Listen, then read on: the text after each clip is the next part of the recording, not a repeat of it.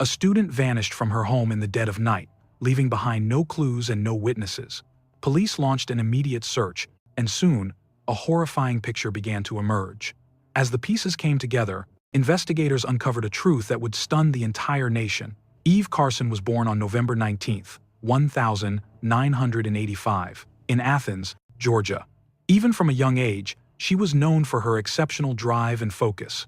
In high school, she was vice president of the student council, volunteered at a nursing home and a shelter for abused teens, served as a congressional page, and even assisted in a stem cell research lab, all while maintaining impeccable grades.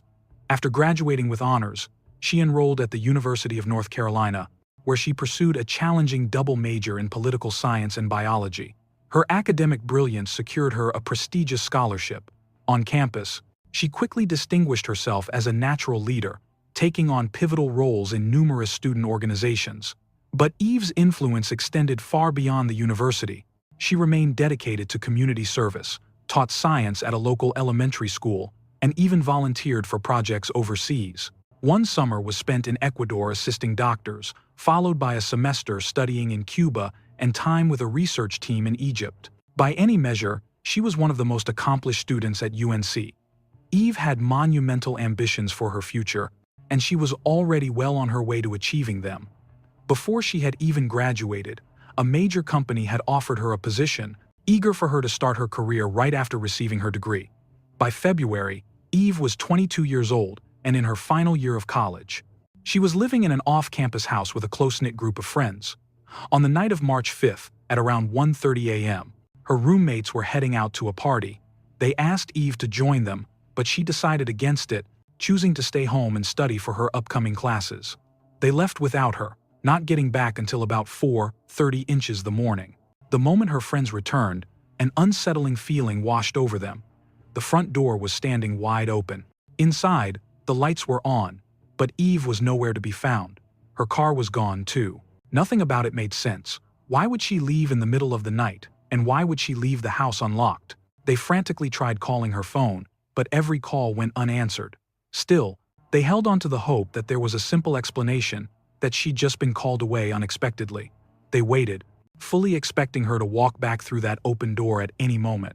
But as the next day wore on, there was still no word from Eve. That's when one of her friends knew it was time to call the police. After hearing the details, investigators shared some chilling news. Earlier that morning, officers had found the body of a young woman, but they had not yet been able to identify her. They showed a photograph to one of Eve's friends, whose worst fears were confirmed in a single, heartbreaking instant. It was Eve.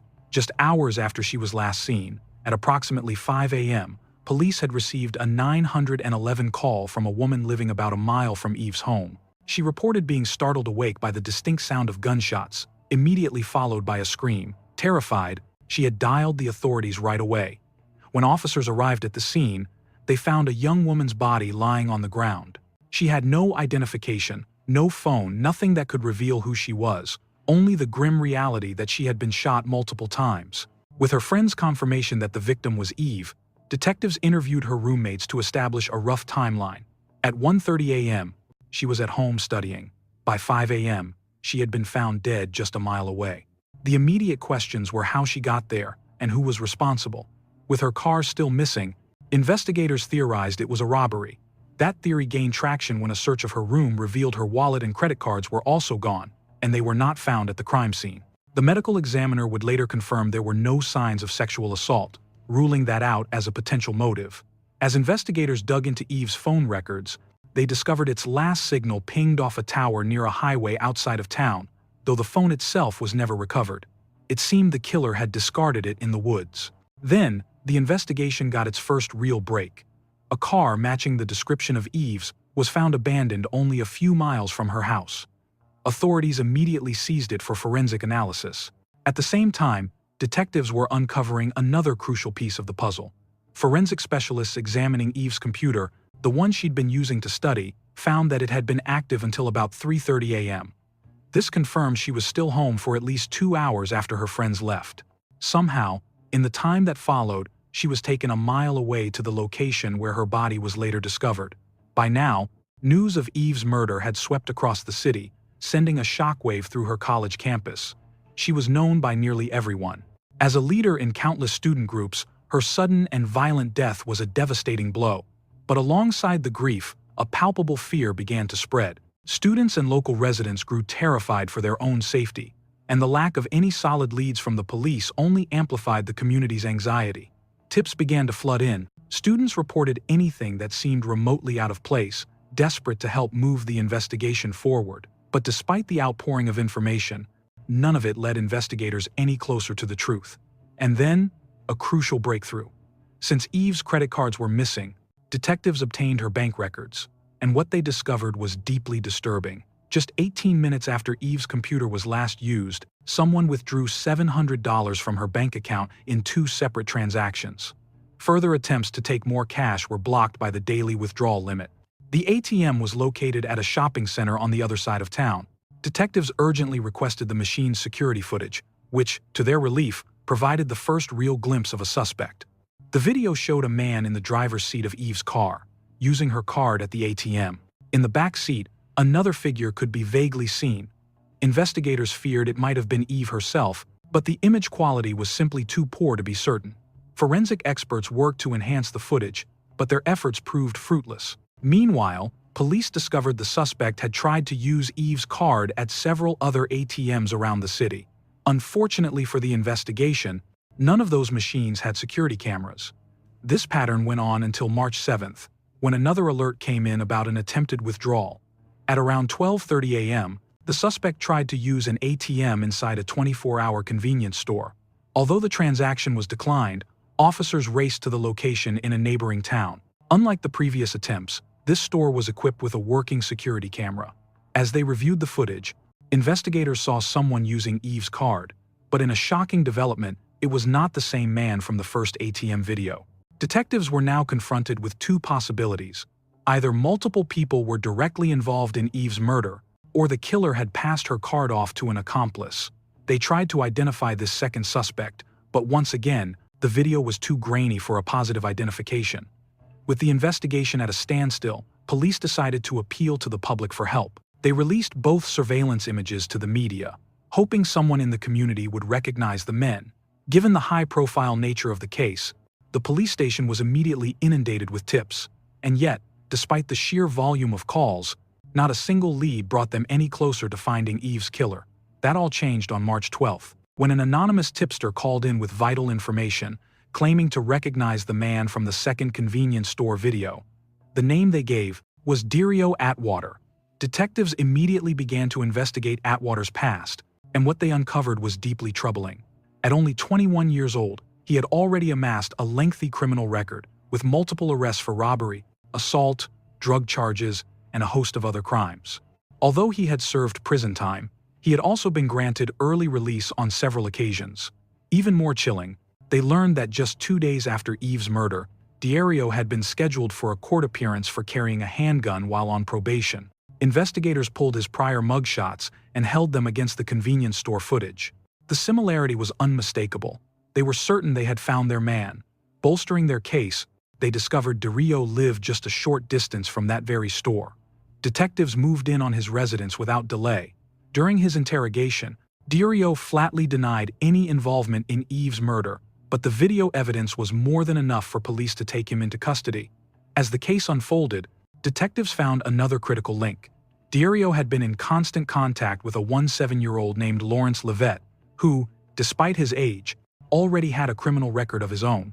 When investigators pulled up Lawrence's mugshot, they instantly recognized him as the man driving Eve's car in the first ATM video.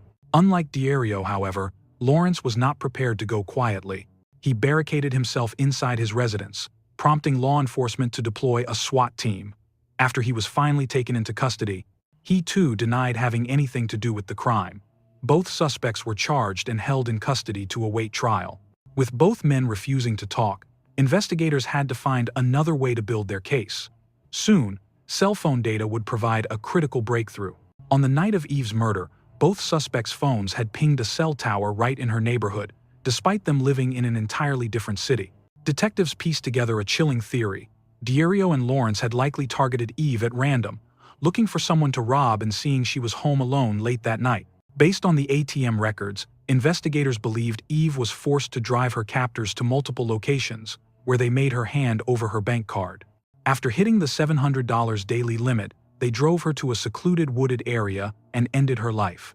Given the sheer brutality of the crime, prosecutors announced they would seek the death penalty for Dirio. As for Lawrence, his case was more complex. Since he was still a minor at the time of the murder, the harshest sentence he could receive was life in prison. Prosecutors, knowing the evidence alone might not guarantee a conviction, made a strategic move by offering Dirio a deal. If he pleaded guilty, they would take the death penalty off the table. He agreed, and in his confession, revealed the chilling details of that night. According to Dirio, he and Lawrence had set out to commit a simple robbery for some quick cash, with Lawrence suggesting they target someone near the university campus. As they drove through a neighborhood, they spotted Eve through a window and decided she would be their victim. Armed with guns, they broke into her home, forced her into her own car, and began driving from one ATM to the next in an attempt to drain her account. Throughout the terrifying ordeal, Eve pleaded with them to let her go, promising she wouldn't say a word. All she wanted was to return home, but the two had already sealed her fate. Dirio admitted they decided to kill her simply because she had seen their faces, even though they hadn't bothered to conceal their identities. They eventually took her to a deserted street and shot her multiple times with 2 different firearms. He also revealed a particularly heartbreaking detail. Just moments before they killed her, Eve had asked to pray with them. Instead of showing her a shred of compassion, they executed her without a second thought. In April 2010, 2 years after the crime, Dirio was convicted. Because of his plea bargain, he was sentenced to life in prison, plus an additional 30 years, sparing him from the death penalty he had initially faced. After the verdict was read, Dirio turned to Eve's parents and apologized for what he had done, admitting that he deserved the punishment he was given. Lawrence, however, refused to plead guilty, and his trial began in December 2011.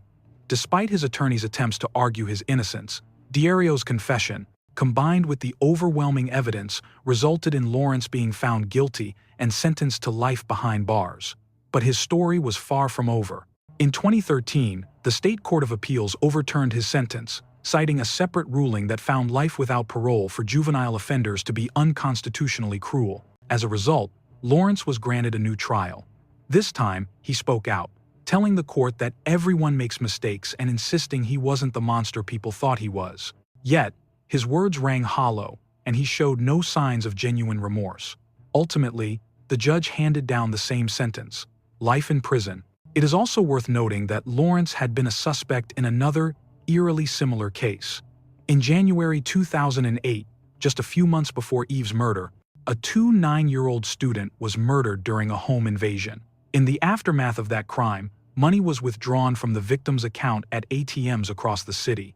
However, investigators were never able to find enough evidence to directly link Lawrence to that murder, and the charges were ultimately dropped. Eve's case not only captured the nation's attention but also served as a catalyst for meaningful change.